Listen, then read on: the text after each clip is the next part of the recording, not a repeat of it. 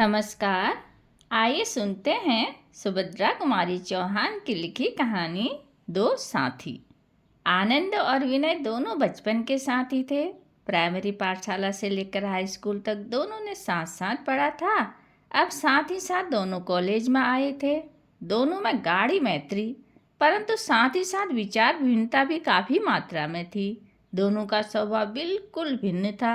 आनंद पूर्व तो विनय पश्चिम। आनंद अपने नाम के अनुरूप ही आनंद प्रिय था। स्वभाव से वह उदार, साखर्च, प्रेमी, मिलनसार और कुछ कुछ अभिमानी था। रुपयों का उसके पास कोई मूल्य नहीं था। जिस दिन घर से मनी ऑर्डर आता, उस दिन से लगातार वह तब तक खर्च करता जब तक उसके रुपये चुक न जाते। वह बराबर दोस्तों की खातिर तवाज़ुन करता और इसमें बहुत सा रुपया व्यर्थ उड़ जाता। उसे उसकी याद ही न रहती कि कॉलेज की फीस भी देनी है अथवा और भी दूसरे खर्चे हैं जो महीने भर तक लगेंगे। दूसरे विद्यार्थियों से दूने रुपए आने पर भी उसके ऊपर हर महीने होटल वालों और पान वाले की उधारी चढ़ी रहती थी। उसके साथ उठने बैठने वाले लड़कों में से एक भी ऐसा न था जिस पर आनंद ने कुछ न कुछ कभी न कभी खर्च न किया हो। इसके विपरीत विनय मितभाषी, संयमी, कम खर्च और सीधे स्वभाव का था। वह बोलता कम लेकिन अनुभव अधिक करता था। फूंक फूंक कर पैर रखने की उसकी आदत थी। उसके पास इन्हे गिने पैसे आते थे जिनमें पूरा खर्च चलाना पड़ता था। किसी एक का पैसा भी उस पर उधार न था। 1000 तकलीफ में होने पर वह एक पैसा तक उधार न लेता था। उसके मित्रों की संख्या भी सीमित थी। बीए पास होने पर दोनों को भविष्य की चिंता थी। अंत में 2 वर्ष तक और साथ रहेंगे, इस आशा के सहारे एक दिन दोनों ने लॉ कॉलेज में नाम लिखवाया। लॉ कॉलेज के प्रोफेसर डे की लड़की मैट्रिक की परीक्षा की तैयारी कर रही थी। गणित में वह कुछ कमजोर थी। एक ट्यूटर की आवश्यकता थी।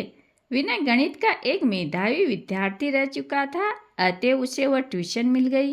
कुछ समय बाद उसे 2 विद्यार्थी गणित पढ़ाने को और मिल गए। उसे 40 रुपये माहवार मिलने लगे। प्रोफेसर डे की पत्नी क्रिश्चियन थी। पति पत्नी दोनों ने अपना धर्म परिवर्तन न किया था। प्रोफेसर डे बंगाली हिंदू ही रहे। वे मूर्ति पूजा करके रोज नियम से कृष्ण की उपासना करते और उनकी पत्नी इतवार को गिरजे जाती थी। उनकी लड़की मीरा का झुकाव हिंदू धर्म की ओर था। माँ उसे मेरी और पिता मीरा कहते थे। मीरा पिता की तरह मूर्ति उपासना करती और उसके 2 छोटे भाई माँ के साथ गिरजे जाते थे। मीरा का झुकाव हिंदू धर्म की ओर देखकर उसकी माँ प्राय कुपित रहती थी। उसे गंवार, बेवकूफ इत्यादि संबोधन से पुकारा करती थी। माँ बेटी दोनों में बहुत अंतर था। माँ साया पहनती तो बेटी साड़ी। माँ के बाल अंग्रेजी ढंग से कटे थे। मीरा के बाल लंबे लंबे लहराया करते थे। मीरा को पिता से ही संपूर्ण आदर, दुलार और प्यार मिलता था। माँ उसे बिल्कुल न चाहती थी। मीरा जब कभी बाहर निकलती थी तो पिता के साथ, माँ के साथ वह कहीं भी न जाती। पूर्ण रूप से वह एक हिंदू थी। मीरा अपने मास्टर से गणित के अलावा उनके धर्म, संस्कृति और आचार विचार की बहुत सी बातें पूछती और उन्हीं के अनुसार अपने दैनिक जीवन को बनाकर आदर्श हिंदू रमणी कहलाने का मधुर स्वप्न देखा करती थी। ईसाई माँ की बेटी होकर भी हिंदू धर्म के प्रति मीरा की आसक्ति और श्रद्धा देखकर विनय किस दिन से उसे चाहने लगा। किस दिन चुपके उस भोली भाली नन्ही सी पवित्र आत्मा ने विनय के हृदय में अपने लिए स्थान बना लिया।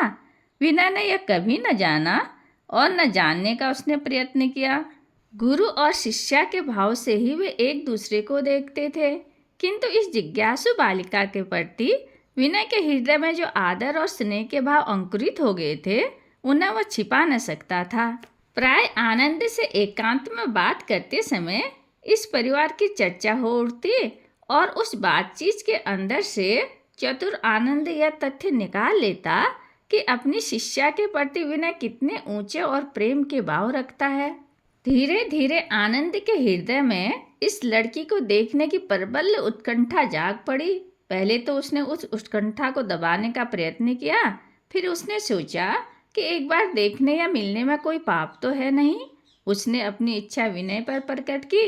दोनों मित्रों की राय थी कि देखने लायक वस्तु को देखने में कोई हर्ज नहीं, हर्ज न देखने में ही है।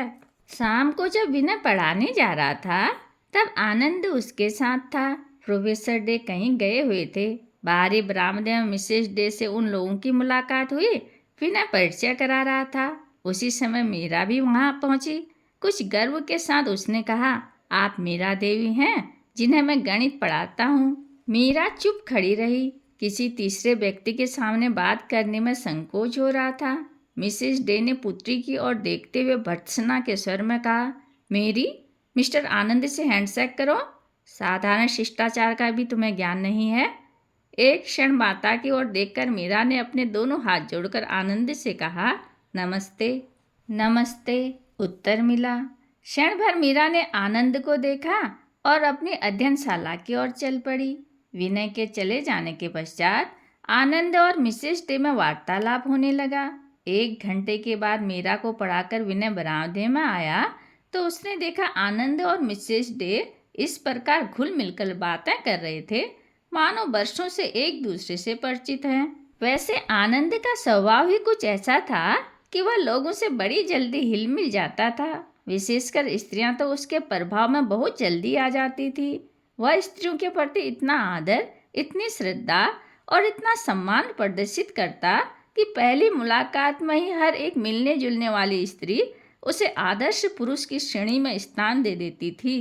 इन पिछले 6 महीने में विनय और मिसेस डे में सिवाय नमस्ते के और किसी शब्द का विनिमय न हुआ था, पर आनंद ने एक ही दिन में अपना प्रभाव इतना अधिक कर लिया कि जब दोनों उठकर चलने लगे तब मिसेस डे ने उसे दूसरे दिन आमंत्रित किया। आनंद ने गर्व भरी आंखों से विनय को देखा। विनय मुस्कुरा दिया। कुछ दूर तक आने के बाद आनंद विनय से बोला, मूर्खराज, 6 महीने तक आकर भी तुम मास्टर के मास्टर ही रहे और बंदे ने एक ही दिन में मित्रता का नाता जोड़ लिया। बधाई देता हूँ तुम्हें, पर मैं तो मास्टर की सीमा से आगे बढ़ना ही नहीं चाहता। विनय ने हंसकर कहा, सीमा से आगे बढ़ने के लिए जौहर चाहिए, जौहर, क्या समझे? उस जौहर की न मुझे आवश्यकता है और न कभी आ सकेगी। दृढ़ निश्चय से हंसते हुए विनय ने उत्तर दिया। मीरा मैट्रिक पास हो गई। अब पिता की इच्छानुसार विनय से संस्कृत पढ़ने लगी। आनंद भी डे परिवार का एक व्यक्ति सा हो गया था। विनय का अधिक समय इस परिवार के साथ बीतता है। परिवार के छोटे से लेकर बड़े तक का वो प्रेम पात्र हो गया है। बिना पढ़ाए भी प्रोफेसर डे के यहाँ विनय का अधिकांश समय बीतता है। मिस्टर डे का विनय पर बहुत स्नेह है। वे उसे अपने पास बुलाकर उससे बातें करते हैं और कभी कभी उनके हृदय का गहरा विषाद और असंतोष एक दीर्घ निश्वास के साथ बाहर निकल पड़ने को मचल उठता है। मीरा की प्रशंसा बहुत करते हैं और साथ ही उसके भविष्य की चिंता में एक गहरी सांस भी छूट जाती है।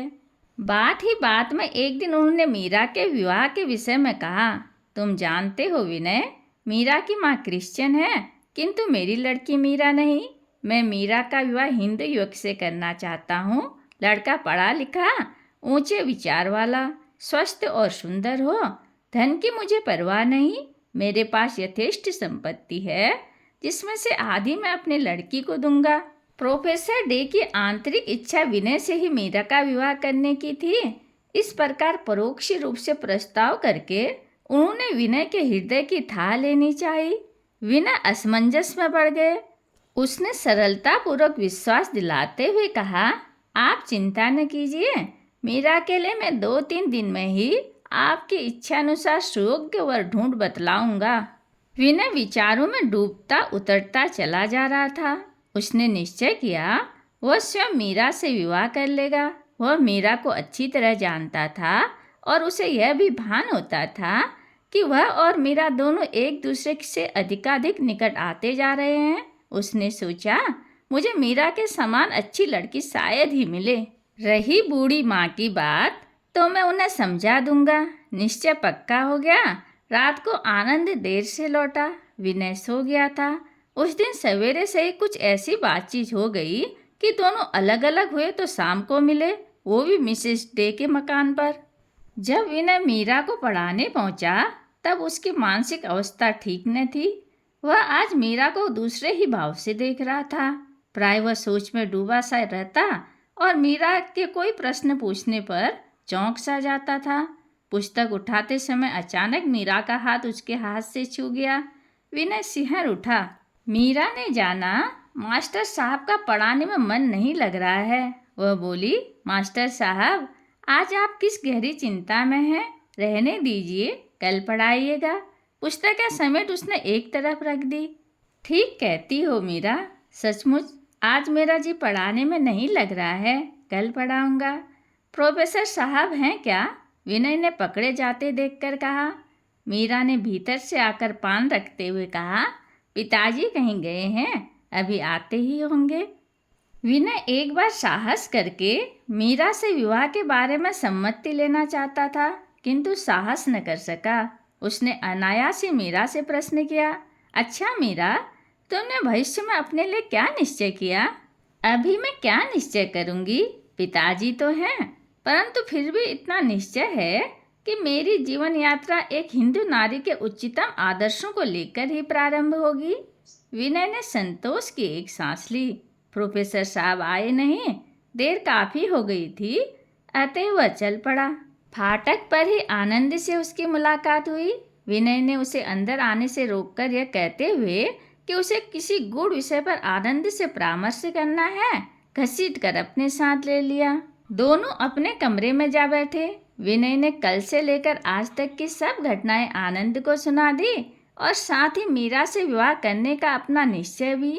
सारी बात हो जाने पर भी आनंद के मुख से एक भी उत्साहवर्धक शब्द न सुनकर विनय को कम आश्चर्य नहीं हुआ। उसने आनंद की ओर देखा, उसका चेहरा स्याह पड़ गया था। विनय घबराकर बोला, क्या बात है आनंद, साफ साफ कहो, तुम्हें यह बात पसंद नहीं है तो मैं विवाह न करूँगा, उन्हें दूसरा वर खोज दूंगा। आनंद उत्तर न दे सका, खाट पर चुपचाप लेट गया। विनय स्टोव जलाकर चाय तैयार करने लगा। चाय पीने के बाद कुछ स्वस्थ होकर आनंद बोला, तुम्हें इस सफलता के लिए बधाई देता हूँ विनय, पर एक बात है, तुमने तो कर्तव्यवश मीरा से विवाह करने का निश्चय किया है, किंतु मुझे मालूम होता है कि मैं मीरा के बिना जी नहीं सकूंगा। मैं जो उस परिवार के साथ इतना समय व्यतीत करता हूँ वह मिसेस डे और उनके बच्चों के लिए नहीं। मीरा का आकर्षण मुझे वहाँ रोज खींच ले जाता है। किंतु तुमने मुझसे यह बात तो कभी न कहा। कैसे कहता? अपनी दुर्बलता प्रकट करने में तो कभी कभी संकोच होता है। फिर तुम क्या चाहते थे? आखिर मीरा को कैसे प्राप्त करते? विनय ने प्रश्न किया। पहले तो उसके माता पिता के सम्मुख विवाह का प्रस्ताव रखता। यदि वे नहीं मानते तो मीरा को जबरन अपने साथ भाग चलने के लिए तैयार करता। क्या तुम आशा करते हो कि मीरा तुम्हारे साथ भाग जाने को तैयार होगी?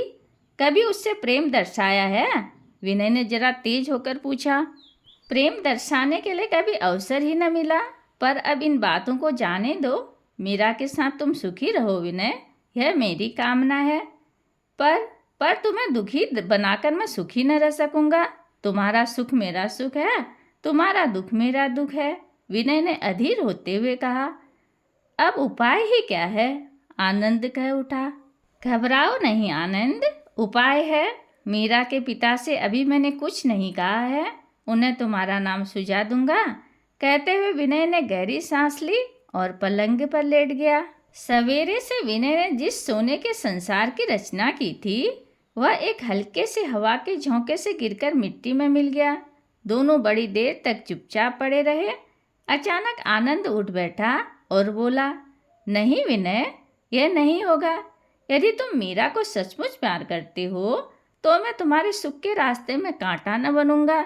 विनय गंभीरता से बोला, मीरा को मैं प्यार करता हूँ या नहीं, सवाल यह नहीं है। सच बात यह है कि मैं तुम्हें दुखी नहीं देख सकता। मुझ में कष्ट सहने की क्षमता है, तुम में नहीं। अंत में यही निश्चय हुआ कि विनय आनंद का नाम प्रोफेसर डे को सुझाएगा। इसके बाद आनंद तो हल्की तबीयत से सो गया। विनय रात भर तड़पता रहा। सुबह चाय के समय दोनों फिर शांत बैठे। विनय के चेहरे पर मुस्कुराहट थी।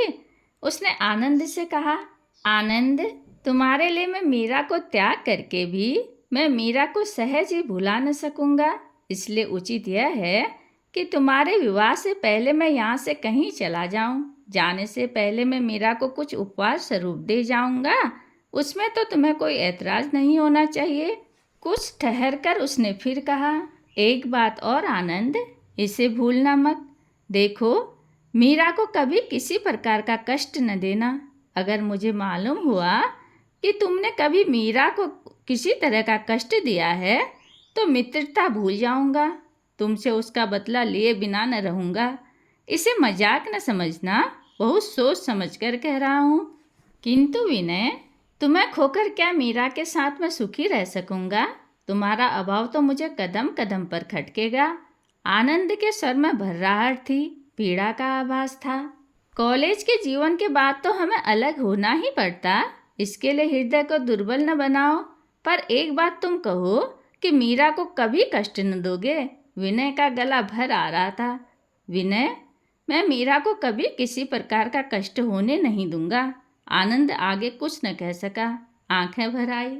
शाम को जाकर विनय ने प्रोफेसर डे से मीरा के लिए आनंद का नाम सुझाया। प्रोफेसर डे के चेहरे पर प्रसन्नता न दिखी जिसकी आशा विनय को थी।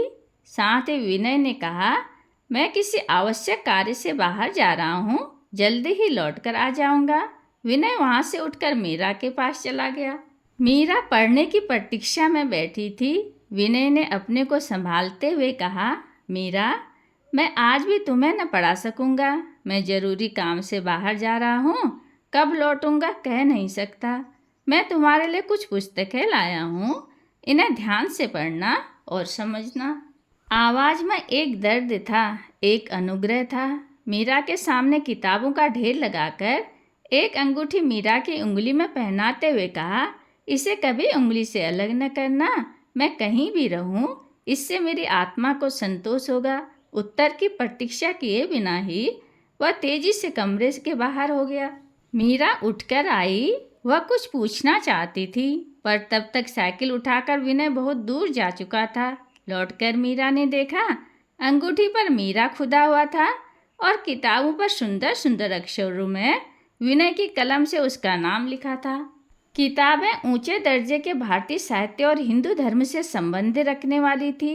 विनय का आज का व्यवहार भोली मीरा समझ न सकी। यदि एक बार भी वह विनय की ओर आंख उठाकर देखती तो उसके हृदय का प्रचंड विषाद मीरा की समझ में आ जाता, पर मीरा में इतनी समझ कहाँ थी। मीरा इसी चिंता में उदास बैठी थी कि आनंद आ गया। मीरा का जी कुछ हल्का हुआ। उसने सोचा, इनसे विनय के बारे में कुछ जान सकूंगी। आते ही पूछा, क्या आप लोग घर जा रहे हैं? नहीं, ऐसी तो कोई बात अभी नहीं है, कहते हुए आनंद अपनी जगह पर बैठ गया। किसने कहा तुमसे? उसने मीरा से प्रश्न किया। मीरा बेचारी क्या कहती, चुप रह गई। कुछ क्षण बाद बोली, परीक्षा हो गई इसलिए पूछा था। हम लोग कब जाएंगे यह तो विनय तय करेगा, आनंद ने कहा, और जाने से पहले तुमसे कह जाएंगे। इतना कह वो कुछ मुस्कुराया। मीरा आगे कुछ न कह सकी। मिसेस डे ने चाय के लिए सबको बुला लिया। उस दिन आनंद ने बहुत देर तक मिसेस डे के बंगले पर विनय की प्रतीक्षा की। प्रोफेसर साहब के आने पर ही उसे मालूम हुआ कि विनय आकर चला गया। घबराकर आनंद अपने निवास की ओर तेजी से बढ़ा। उसे संदेह होने लगा कि शायद वह विनय से अब न मिल पाएगा। संदेह सच निकला। कमरा खाली था। मेज पर एक लिफाफा पड़ा था। झपटकर आनंद ने उसे उठा लिया। देखा, लिखावट विनय की थी। सांस रोककर उसने पढ़ना शुरू किया। भाई आनंद, जा रहा हूँ। जाते समय तुमसे न मिल सका, इससे मुझे दुख है। मेरी चिंता न करना, मैं सदा तुम्हारा मित्र हूँ और रहूँगा। मीरा की रक्षा भी भली भांति करना, उसे किसी प्रकार का कष्ट न होने देना। तुम्हारा अपना विनय। पत्र समाप्त होते ही आनंद को ऐसा लगा कि वह खड़ा न हो सकेगा। वह खाट पर गिर पड़ा और बालकों की भांति फूट फूट कर रोने लगा। न जाने कितनी देर तक वह रोता रहा। बार बार उसके मस्तिष्क में यही प्रश्न उठता रहा, मीरा के लिए उसे कितना गहरा मूल्य चुकाना पड़ा है। उसका बचपन का साथी, छात्र जीवन की अंतिम घड़ियों का साथी, उसका बाल बंधु विनय, आज उसे अकेला छोड़कर कहीं चला गया है। आज ही समझ पाया कि वह विनय को कितना प्यार करता था। न जाने किस अशुभ घड़ी में वो प्रोफेसर डे के घर गया था। वहाँ मीरा रूपी दीवार आकर दोनों मित्रों के बीच खड़ी हो गई। वे इस प्रकार एक अनिश्चित अनजाने समय के लिए अलग हो गए। अगर उसे अभी विनय मिल जाए तो वह विनय से कहे, छोड़ो यह सब, मीरा का अब ध्यान भी न करेंगे हम लोग, अब तक जैसे रहते थे वैसे ही रहेंगे। मीरा क्या संसार की कोई भी शक्ति हम दोनों को अलग न कर सकेगी। किंतु ये विचार केवल विचार ही रह गए। जिस समय दुखित होकर आनंद इस प्रकार रो रहा था, उस समय विनय का विषाद से ओतप्रोत शरीर रेल पर बैठा हवा के साथ उड़ रहा था। कहाँ जाएगा, क्या करेगा, विनय कुछ न जानता था। वह तो केवल आनंद से दूर, मीरा से दूर किसी अनिश्चित स्थान में जा रहा था। जब तक वह अपने हृदय की सारी दुर्बलताओं को धोकर बहा न देगा, तब तक विनय न तो मीरा से मिलेगा न आनंद से। आनंद उसका मित्र है, मीरा आनंद की पत्नी। विनय दोनों की मंगल कामना करता है। मीरा और आनंद के विवाह को आज 5 साल हो गए। मीरा अब 2 संतानों की माँ है। पहला लड़का 3.5 साल का है और दूसरा 1.5 साल का है। पिछले साल से इन छोटे से परिवार पर बड़ा ही भीषण आर्थिक संकट उपस्थित हो गया है। विवाह के समय आनंद को दहेज के तौर पर 10,000 रुपये प्रोफेसर डे से मिले थे, साथ ही रहने के लिए एक बंगला भी। किंतु पास में रुपया होने और कोई रोक टोक न होने के कारण फिजूल खर्ची होने लगी। आनंद की आदतें और भी बिगड़ गई। परिणाम यह हुआ कि 5 साल में 5 रुपये भी शेष न रह सके। ईसाई माँ की बेटी से विवाह करने के कारण परिवार वालों ने आनंद का बहिष्कार कर दिया था। इधर 2 साल हुए, प्रोफेसर डे ने भी संसार को छोड़ दिया। मिसेज डे ने एक एंग्लो इंडियन से पुनर्विवाह कर लिया, इसलिए आनंद को आर्थिक सहायता कहीं से भी न मिल सकती थी। मीरा के जेवर, कीमती उपहारों को बेच बेचकर किसी प्रकार घर का काम चल रहा था। पहले प्रोफेसर डे के और मीरा के बहुत आग्रह करने पर भी आनंद वकालत करने को तैयार न हुआ था। अब मुश्किल थी फीस की। 150 रुपये कहाँ से लाए। नौकरी के लिए भी बहुत कोशिश की, पर कहीं ऐसी नौकरी न मिली जिसे वह अपनी मर्यादा के योग्य समझता। इसी बीच उसमें दुर्व्यसन भी बढ़ चले थे। उसे शराब से वैसे भी घृणा न थी, पर अब ज्यों ज्यों दुर्दिन आते गए त्यों तो मत प्रेम बढ़ता गया। आर्थिक कठिनाइयों के साथ उसकी शराब की मात्रा भी बढ़ती गई। पहले वह रात को ही पीता था, अब तो 24 घंटे से 1 घंटा भी ऐसा न था जो शराब पीने के लिए उपयुक्त न हो। हालत यहाँ तक बिगड़ी कि घर में स्त्री बच्चों के भोजन की व्यवस्था के पहले उसे बोतल की चाह लगी रहती थी। कभी कभी दिन और रात वह न जाने कहाँ बिता देता और घर आने पर मीरा से रुपये की फरमाइश करता। बात फरमाइश पर ही समाप्त न हो जाती, मारपीट गाली गलौज तक नौबत पहुँचती। लज्जा के मारे मीरा कुछ न बोलती थी। जब तक गहनों या कोई बेचने वाला सामान उसके पास रहा तब तक देती रही, पर अब तो कुछ भी शेष न बचा था। यहाँ तक कि उसने अपनी कुछ कीमती साड़ियाँ भी आनंद को उठाकर दे दी। किंतु पीने के बाद तो आनंद की तृष्णा और भी बढ़ जाती थी। न तो उसमें विवेक रह जाता था, न बुद्धि। नशे में वह भूल जाता था कि मीरा कहाँ से पैसा ला सकती है। पैसों के लिए वह उसे डांटता, उससे लड़ता और कभी कभी बड़ी निर्दयता से मारता भी था। यह बात न थी कि नशा उतरने पर उसे अपने इस नीच कीर्ति पर ग्लानि न होती हो। नशे में जो आनंद ज्वालामुखी बन जाता था, वही नशा उतरने पर मीरा से क्षमा मांगता, शराब न पीने का वादा करता और अपने वादे पर 2-4 दिन कायम भी रहता। परंतु हाथ में कुछ भी पैसा आया और आनंद फिर शराब का साथी और बाद में पशु से गया बीता हो जाता था। इधर कई दिनों से मीरा की अंगूठी पर जो विनय ने उपहार स्वरूप दी थी, झगड़ा चल रहा था। आनंद अंगूठी बेचना चाहता था और मीरा उसे देना न चाहती थी। मीरा के जीवन की कटुता बढ़ाने में मिसेस डे का पुनर्विवाह एक नए अध्याय के रूप में खुल गया था। उसे बात बात पर आनंद ताने देता कि आखिर वह अपनी माँ की बेटी है। उन्होंने प्रोफेसर डे को मारकर दूसरी शादी कर ली, तुम भी मुझे मारकर वही करोगी, इसलिए अंगूठी पर तुम्हारा इतना मोह है, उसे देती नहीं। मीरा ने जबान पर ताला डाल रखा था, हृदय पत्थर का बना रखा था। सब कुछ सुनती, सब कुछ सहती, पर जवाब न देती। इसी अंगूठी के पीछे एक दिन आनंद झगड़कर चला गया। 2 दिन तक घर के छोटे छोटे बच्चों को भूख से रोते बिलखते देखकर किस माँ का हृदय चूर चूर न होने लगेगा। मकान में कुछ नीचे किराएदार रहते थे। महीना पूरा होने को था। मीरा ने सोचा कि कुछ रुपया किराए के मांग लूं, पर जब खबर भेजी गई तो पता चला किराया आनंद पहले ही ले चुके हैं। विनय एक कॉलेज में गणित का प्रोफेसर हो गया था। इधर कई दिनों से उसकी अंतरात्मा अपने मित्र आनंद और मीरा से मिलने के लिए आकुला रही थी। वह अपनी दुर्बलताओं पर विजय प्राप्त कर चुका था। अतः वह बिछड़े हुओं से मिलने चल पड़ा। मोटर से ही यात्रा करने का निश्चय किया। विवाह से पहले जो बंगला प्रोफेसर डे मीरा को देने वाले थे, वहां पहुंच गया। लोगों से उसे पता ज्ञात हो गया। उसने सोचा कि बिना सूचना दिए चुपके चुपके जाकर उन्हें आश्चर्य में डाल दूंगा। चोरों की तरह जीने से चढ़कर जब विनय ऊपर पहुंचा तो देखा कि छज्जे पर दोनों बच्चे बैठे हैं। देहली पर जीने की तरफ पीठ किए मीरा बैठी है। सामने थोड़े से भुने चने पड़े हैं, उन्हें छील छील कर बच्चों को खिला रही है। विनय स्तब्ध सा खड़ा हो गया। वह वही मीरा है और यह मेरे आनंद का निवास स्थान है। फिर उसने सोचा, मैंने गलती तो नहीं की। इतने में ही मीरा ने जो पीछे देखा तो खड़ी हो गई। स्वाभाविक हंसी के साथ बोली, मास्टर साहब आप हैं? आइए, बहुत दिनों के बाद हम लोगों की याद आई। कुर्सी पर बैठते बैठते विनय ने पूछा, आनंद कहाँ है? मीरा क्या जवाब दे। उसका चेहरा उतर सा गया। अपनी फटी धोती संभालते हुए बोली, बाहर गए हैं, अभी आते होंगे।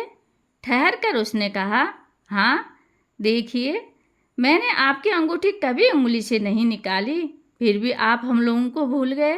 विनय ने पूछा, ये बच्चे तुम्हारे हैं? उसने सरसरी तौर से मकान के चारों ओर नजर डाली। मकान का पुराना वैभव जहाँ तहाँ सब मरणोन्मुख अवस्था में दृष्टिगोचर हो रहा था। भीषण दरिद्रता इस सब का उपवास करती हुई अट्टहास कर रही थी। इसी समय छोटे बच्चे के सामने का छिला हुआ चना खत्म हो गया और वह भूख के मारे चिल्लाने लगा। मीरा चने छील छील कर खिलाने लगी। बच्चे ने चने फेंक दिए और दूध मांगा। मीरा आश्वासन दे सकी, दूध नहीं। बच्चा मचल पड़ा। बड़े लड़के ने उसे समझाते हुए कहा, माँ को तंग न करो, दूध नहीं है। विनय परिस्थिति समझ चुका था और जब उसने यह करुण दृश्य देखा तो अभी आधे घंटे में आता हूँ कहकर वह तेजी से सीढ़ी उतरकर बाजार की ओर बढ़ गया। विनय के जाने के कुछ समय पश्चात ही आनंद आया, शराब के नशे में झूमता हुआ, उन्मत्त।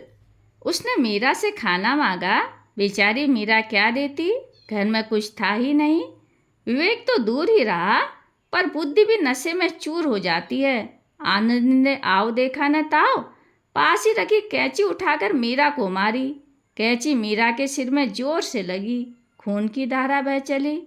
आनंद खाट पर गिर बड़बड़ाने लगा, दरिद्री घर की है ना, चने खाने को देती है, मैं घोड़ा हूँ तो चने खाऊंगा। उन्मत्त आनंद क्या जाने कि वे चने ही मीरा ने अपने 2 लालों की भूख शांत करने के लिए उधार लिए थे। विनय ने आकर दूसरा ही दृश्य देखा।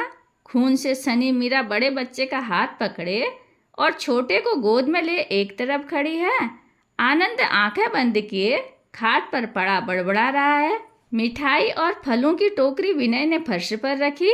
आवाज़ सुनकर आनंद ने आंखें खोली। विनय को देखते हुए फट पड़ा, ओह तुम हो विनय, तुम्ही ने इसका दिमाग बिगाड़ रखा है। चोरी से मिलने आते हो, शर्म लगती मेरे सामने आने में। विनय ने देखा आनंद होश में नहीं है, आंखें आग उगल रही है। वह सामने से हट गया। आनंद ने बाज की तरह झपट कर विनय का गला पकड़ लिया और गुस्से में बोला, उसकी तो खोपड़ी फोड़ दी है, अब तुम्हें भी मजा चखाए देता हूँ। विनय ने किसी तरह अपने को उसके पंजे से छुड़ाया और दरवाजे के पास खड़ा हो गया। आनंद बात तो सुनो, उसने भारी आवाज में कहा। घायल शेर की भांति आनंद बोला, बात पीछे होगी, पहले यह लो खाने भर को, कहकर उसकी ओर झपटा। विनय सामने से हट गया। आनंद आवेग और नशे में अपने को न संभाल सका। छज्जे से नीचे वह सड़क पर जा गिरा। उसका सिर फट गया। बेहोश आनंद को उठाकर विनय और कुछ पड़ोसी ऊपर ले आए। 6 घंटे के उपचार के बाद आनंद को होश आया। नशा काफूर हो चला था। विनय को देखकर उसके चेहरे पर एक मुस्कुराहट आ गई। विनय, क्षमा करो, गरीब मीरा को मैंने बहुत सताया। आनंद ने मीरा की ओर देखा। उसकी आंखें क्षमा की प्रार्थना कर रही थी। विनय कुछ न कह सका, आंखें भर आई। आनंद ने अपने पुराने प्रेम में धुलकर कहा, छी विनय, रो मत। मेरा तो अंत ही ऐसा ही होने वाला था। शराब ने मुझे कहीं का न रखा। सब कुछ समझता हुआ भी मैं शराब पीना न छोड़ सका। विनय, थोड़ी ब्रांडी पिलाओ, मेरी शक्ति जीर्ण होती जा रही है। मुझे तुमसे बहुत बातें करनी हैं। मीरा ने आनंद को थोड़ी सी ब्रांडी पिलाई। आनंद ने मीरा का हाथ पकड़ लिया। मीरा जमीन में गड़ सी गई। उसने कहना शुरू किया, विनय भाई, एक बात तुमने मुझसे कहा था कि मीरा को कोई कष्ट न होने पाए, परंतु मैं तुम्हारे अनुरोध की रक्षा न कर सका। आज मैं तुम्हें अपने दोनों बच्चे और मीरा को सौंपता हूँ। इन्होंने जीवन में कष्ट का अनुभव किया है। इन्हें किसी प्रकार का कष्ट अब न होने देना। विश्वास दिलाओ, मैं शांति से मर सकूंगा। उसकी शक्ति क्षीण हो रही थी। हाथ पैर ठंडे पड़ते जा रहे थे। वह स्थिर दृष्टि से विनय की ओर देख रहा था। विनय अपने को न संभाल सका। आनंद की छाती से चिपट कर रो पड़ा। आनंद, तुम मुझे छोड़कर क्यों जा रहे हो? मैं तुम्हारे बिना न जी सकूंगा, उसने सिसकते हुए कहा। आनंद की आंखें छलछला रही थी। जीना पड़ेगा तुम्हें विनय, मेरे बच्चों के लिए, मेरी मीरा। आनंद आगे कुछ न कह सका। पथराई हुई आंखों से गंगा बह गई। कहानी सुनने के लिए धन्यवाद।